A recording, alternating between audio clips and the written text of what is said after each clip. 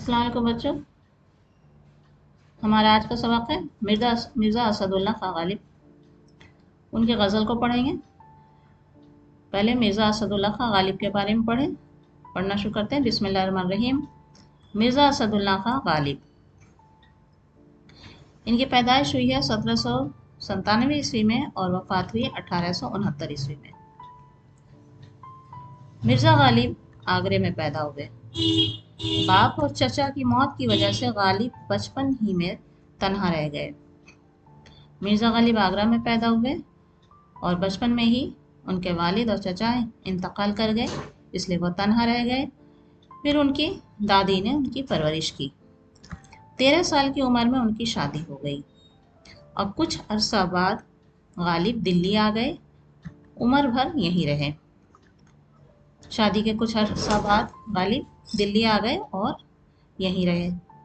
गालिब की ज़िंदगी के आखिरी दिन लंबी बीमारी की वजह से तकलीफ में गुजरे, लेकिन उनके मिजाज की शोखी और जहन की ताजगी ताउम्र बरकरार रही।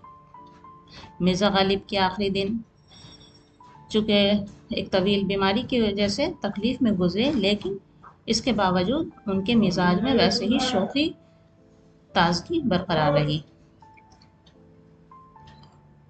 गालिब उर्दू के चंद सबसे बड़े शायरों में शुमार किए जाते हैं। उर्दू शायरी में जब तक मिर्ज़ा गालिब का नाम न आए वो अधूरा लगता है, तो मिर्ज़ा गालिब का नाम उर्दू के चंद बड़े शायरों में गिना जाता है। वो इब्तदा में असद तखल्लुस करते थे, बाद में गालिब इख्तियार किया। जब उन्होंने शायरी शुरू की तो पहले अपना तखल्लुस असद इस्तेमाल करते थे, बाद में उन्होंने गालिब इख्तियार कर लिया तखल्लुस। उन्होंने उर्दू फारसी दोनों ज़बानों में शेर कहे। उर्दू और फारसी दोनों में उन्होंने शायरी की। उन्हें आम रास्ते से अलग नई राह बनाकर चलने का शौक था। यही वजह है कि उनका कलाम अपने अहद के शायरों बल्कि कम व बेश उर्दू के तमाम शायरों के कलाम से मुनफरिद है। गालिब के कलाम को अमूमन मुश्किल समझा जाता है, फिर भी उनके इशार की एक बड़ी तादाद आज भी लोगों की ज़बान पर है। उनका बहुत सा कलाम सादा और बज़ाहिर आसान है। गालिब का कलाम अक्सर मुश्किल भी है, लेकिन बहुत से इशार, बहुत से कलाम उनके ऐसे भी हैं जो सादा हैं और आसान भी हैं। गालिब के उर्दू इशार का मजमुआ दीवान गालिब के नाम से शायर हुआ है। दीवान गालिब गालिब के इशार का एक मशहूर मजमुआ है। उनके उर्दू खतूत के दो मजमुए एवद हिंदी और उर्दू मुअल्ला मारूफ हैं। एवद हिंदी और उर्दू मुअल्ला, इनके खतूत का मजमुआ मशहूर है। उनके खतूत में उर्दू नसर की अदबी शान, अपने ज़माने के हालात, अदबी मबाहिस पर गुफ्तगू, गर्ज बहुत कुछ मिलता है, जिसके बास गालिब हमारे सबसे बड़े शायरों के साथ सबसे बड़े नसर निगारों में भी शुमार होते हैं।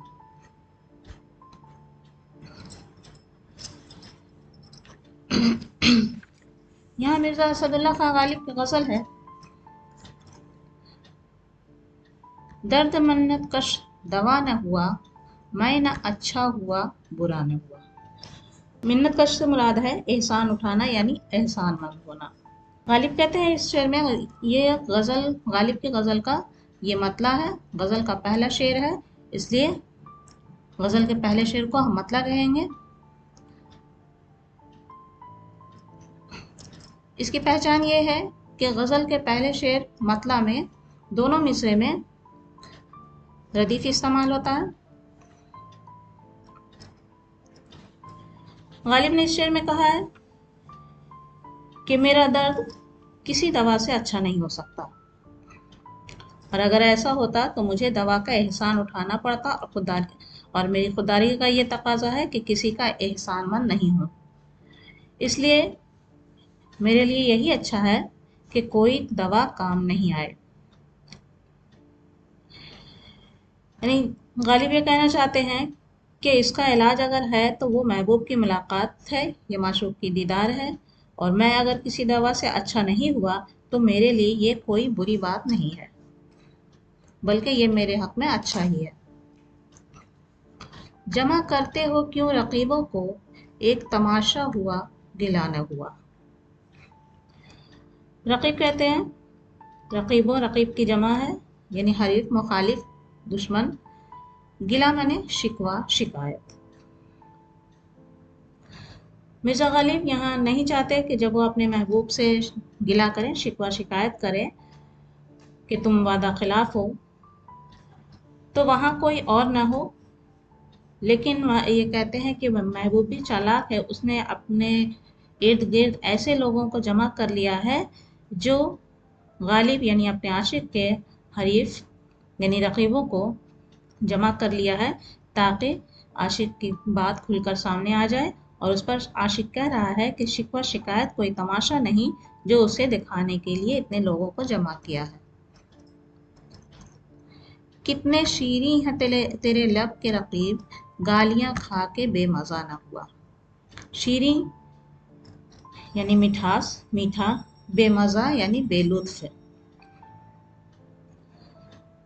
गालिब ने यहाँ अपने ताल्लुक से भी यहाँ कहा है, यहाँ उनका अंदाज बयान देखें कि इस शेर में गालिब अपने जुदागाना यानी एक अलग अंदाज से यहाँ जाहिर हुए हैं कि महबूब की तारीफ उन्होंने कितने अनोखे अंदाज में किया है कि उनके महबूब के लहजे में इतनी मिठास है कि अगर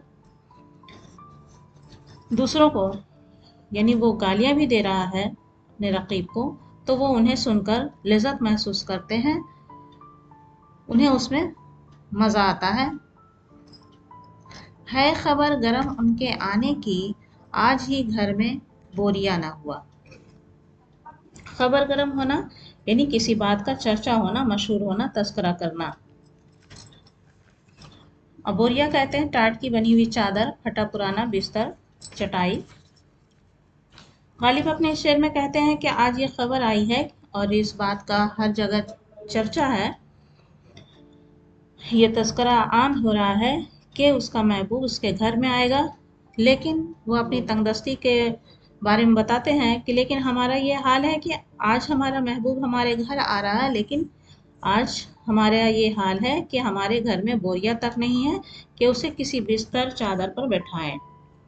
यहाँ शायर ने अपनी इश्क में बदहाली का जिक्र किया है और इस अपनी कमाईगी का भी यहाँ जिक्र किया है। क्या वो नमरूद की खुदाई थी, बंदगी में मेरा भला न हुआ। नमरूद वो बादशाह जिसने खुदाई का दावा किया था और हज़रत इब्राहीम अलैहिस्सलाम को आग में डाल दिया था, और वो आग अल्लाह के हुक्म से ठंडी होकर फूलों में तब्दील हो गई थी। खुदाई यानी खुदा की शान, बंदगी यानी इबादत। इस शेर में नमरूद ये तलमी के तौर पर इस्तेमाल हुआ है। गालिब ने इस शेर में नमरूद की तलमी इस्तेमाल की है कि जिस तरह नमरूद ने खुदाई का दावा किया था, नमरूद बादशाह जिसने खुदाई का दावा किया था और हज़रत इब्राहीम अलैहिस्सलाम को आग में डलवा दिया था, तो जिस तरह नमरूद ने अपनी खुदाई का दावा किया, लेकिन वो अपनी अवाम को इससे कोई फ़ायदा नहीं पहुंचा पाया था, जिससे यह जाहिर होता है कि वो झूठा था। तो मैंने खुदा की इबादत की, गालिब कहते हैं कि मैंने खुदा की इबादत की, मगर मुझे अपनी अताअत के बाद भी कुछ न मिला, यानी बंदगी करने के बाद भी कुछ न मिला।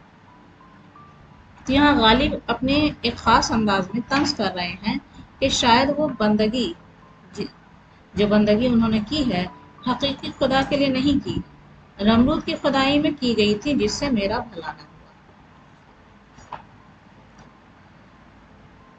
जान दी हुई उसी की थी, हक तो ये है कि हक अदा न हुआ। यहाँ इस शेर में मिसरा में उसी अल्लाह के लिए, खुदा के लिए इस्तेमाल किया गया है। हक यानी सच, सदाकत जो फर्ज है। तो शायर यहाँ इस शेर में मिर्ज़ा गालिब कहते हैं कि अपनी ज़िंदगी अच्छी न गुजरने पर उन्होंने शिकवा किया है, शिकायत किया है, और शेर में गालिब कह रहे हैं कि खुदा ने हमें पैदा किया और अपनी नेमतों से उसने नवाजा है, और हमें चाहिए कि हम उसकी नेमतों का शुक्रिया अदा करें, और अगर हम उसका शुक्र अदा करना चाहें तो لیکن یہاں پہ شاعر نے یہ کہا کہ اگر ہم اس کا شکر بھی ادا کرنا چاہیں تو نہیں کر سکتے، کیونکہ شکر بھی اسی کی عطا کردہ جان سے ہی ہوگا جو اس نے ہمیں دی ہے۔ ہمیں جو جان دی ہے یہ تو اسی خدا کی عطا کرتا ہے، اور اسی جان سے ہم اس کا شکر ادا کر رہے ہیں، پھر بھی یہ ہم سے نہیں ہوگا، کیونکہ جو اس سے جان سے ہم اب اس کا شکر ادا کر رہے ہیں یہ تو اسی کی دی ہوئی ہے، اسی کی عطا کی ہوئی ہے۔ تو اس طرح بات یہاں پہ یہ ہے، حقیقت ہے کہ صحیح معنوں میں خدا کا حق ہم سے کسی طرح ادا ہو ہی نہیں پائے گا۔ کچھ تو پڑھیے کہ لوگ کہتے ہیں آج غالب غزل سرا نہ ہوا۔ غزل کا یہ شعر مقطع ہے، غالب نے اس شعر میں اپنا تخلص استعمال کیا ہے، اور غزل کا یہ آخری شعر ہے جس میں شاعر نے اپنا تخلص استعمال کیا، اسے مقطع کہیں گے۔ تو اس مقطع کے شعر میں شاعر نے یہ بتانا چاہا ہے کہ جب غالب کے کلام کو مشکل سمجھا جاتا تھا، ان کے شعر اشعار سمجھ میں نہیں آتے تھے لوگوں کے، تو غالب نے ایک وقت ایسا ہے کہ مشاعروں میں جانا بند کر دیا، لیکن ایک بار ان کے دوستوں نے انہیں مشاعرے میں لے گئے، لیکن جب وہاں غالب گئے لیکن وہاں شعر پڑھنے کے لیے انہیں کہا گیا تو انہوں نے منع کر دیا، خاموش رہے۔ ان کے احباب، ان کے دوستوں نے فرمائش کی کہ آپ کچھ تو ایک دو شعر پڑھیے، ورنہ لوگ یہی کہیں گے کہ غالب مشاعرے میں آئے مگر اپنا کلام انہوں نے نہیں سنایا۔ تو اس صورت کو، اسی حالت کو غالب نے اپنے اس شعر میں بیان کیا ہے۔ الفاظ کے یہاں معنی ہے منت کش یعنی احسان اٹھانے والا، رقیب من حریف، گلا من شکایت، مزہ من مزہ، خبر گرم یعنی کسی خبر کا بہت مشہور ہونا، خنجر آزمانا یعنی خنجر چلانے والا، نمرود ملک عراق میں حضرت ابراہیم علیہ السلام کے زمانے میں ایک بادشاہ کا نام جس نے خدائی کا دعویٰ کیا تھا، بندگی یعنی فرما برداری، غزل سرا ہونا یعنی غزل گانا یعنی غزل کو محفل میں پیش کرنا۔ اس غزل میں سادگی بیان اور عام گفتگو کا انداز ہے، اور کہیں کہیں خود کلامی کا انداز بھی، یعنی خود کلامی، خود سے باتیں کرنا۔ خود کلامی سے مراد یہ ہے اپنے آپ سے باتیں کرنا، مثلا غزل کے مطلع اور شعر 5، 6 اور 7 میں خود کلامی کا انداز ہے، خود سے باتیں کر رہے ہیں یہاں غالب غزل کے ممتاز شاعر ہیں، مشہور شاعر ہیں، اور کم سے کم لفظوں میں بات کو کہنا، سادگی کے ساتھ ساتھ معنی کی گہرائی ان کی شاعری کی اہم خصوصیات ہے۔ کم لفظوں میں اپنی بات کو بہت سادگی کے ساتھ بیان کر دیتے ہیں۔ یہاں دیکھیں اس غزل میں ہے حق تو یہ ہے کہ حق ادا نہ ہوا، اس مصرے میں لفظ حق 2 جگہ آیا ہے، اور اس لفظ کے دونوں جگہ الگ الگ معنی ہے۔ ایک حق معنی ہوتا ہے سچ یعنی صداقت، اور دوسرا حق ہے ادا ہونا۔ حق تو یہ ہے یعنی سچ تو یہ ہے، حق ادا نہ ہوا یعنی ہمارا فرض ادا نہ ہوا۔ یہاں حق کے معنی ہو گیا سچ، صداقت، اور دوسرے حق کے معنی ہو گیا فرض۔ اور یہاں یہ کہا گیا کہ مطلب کو غور سے پڑھیے، اور دوسرے مصرے میں لفظ اچھا یوں تو برا کی ضد ہے، لفظ اچھا کا ضد یعنی الٹا برا ہے، لیکن یہاں یہ لفظ صحت یاب ہونے کے معنی ہے۔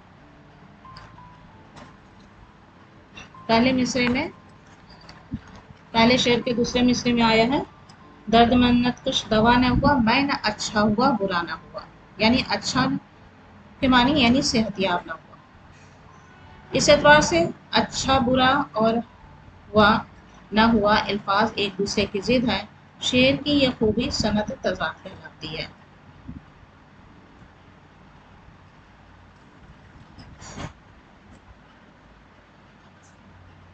یہاں سوال ہے میں نہ اچھا ہوا برا نہ ہوا سے شاعر کی کیا مراد ہے؟ مرزا غالب یہاں اس مصرے میں کہتے ہیں کہ میں علاج سے اچھا نہ ہوا تو یہ کوئی بری بات نہیں، کیونکہ ناحق دوا اور علاج کا احسان لیا۔ برا نہ ہوا اپنے حق میں اچھا ہونے کے لیے استعمال کیا گیا ہے۔ شاعر نے رقیبوں کو جمع کرنے پر کیوں اعتراض کیا ہے؟ تو شاعر کا کہنا ہے کہ تماشا دیکھنے کے لیے لوگ جمع ہوتے ہیں، اور ان کا ماننا ہے کہ میں کوئی تماشا دکھانے نہیں گیا تھا بلکہ اپنی شکایت کرنے محبوب کے پاس پہنچا تھا۔ महबूब ने मेरी शिकायत सुनने के बजाय मेरे रकीबों को जमा कर लिया ताकि मैं खुलकर वहां कोई बात न कर सकूं। पांचवें शेर में नमरूद की खुदाई से क्या मुराद है? नमरूद बादशाह एक मशहूर बादशाह गुजरा है। वो खुदा का ऐसा बंदा था जिसने अपनी बादशाहत के लिए अपनी खुदाई का दावा किया था और लोगों से कहा था कि मेरी बंदगी करो, लेकिन वो अपनी रियाया यानी अवाम को इससे कोई फायदा न पहुंचा सका। जिस तरह खुदा अपने हर बंदे को किसी न किसी तरह नेमतों और रहमतों से नवाजता है, तो गालिब ने यहाँ नमरूद के बेफैज होने पर तंज किया है कि ये नमरूद की खुदाई कहा है इसे, कि नमरूद की खुदाई से किसी रियाया को कोई फायदा नहीं पहुंचा। जान दी हुई उसी की थी, इस मिसरे में उसी का इशारा किसकी तरफ है? इस मिसरे में उसी का इशारा, यहाँ पर उसी का इशारा खुदा की तरफ है।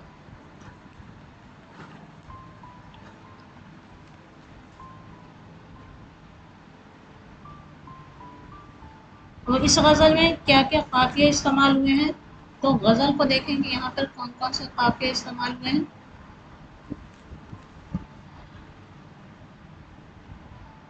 यहाँ पर दवा, ये काफिये इस्तेमाल हुए हैं, दवा बुरा, ये लफ्ज काफिया है। इस मिसरा में गिला, मजा, बोरिया, भला, अदा और सिरा, ये अल्फाज इस गज़ल में काफिया के तौर पर इस्तेमाल किए गए हैं। तो बच्चों, ये थे मिर्ज़ा गालिब की गज़ल। अगली वीडियो में आपसे इंशाल्लाह जल्द मुलाकात होगी, तब तक के लिए अल्लाह हाफ़िज़।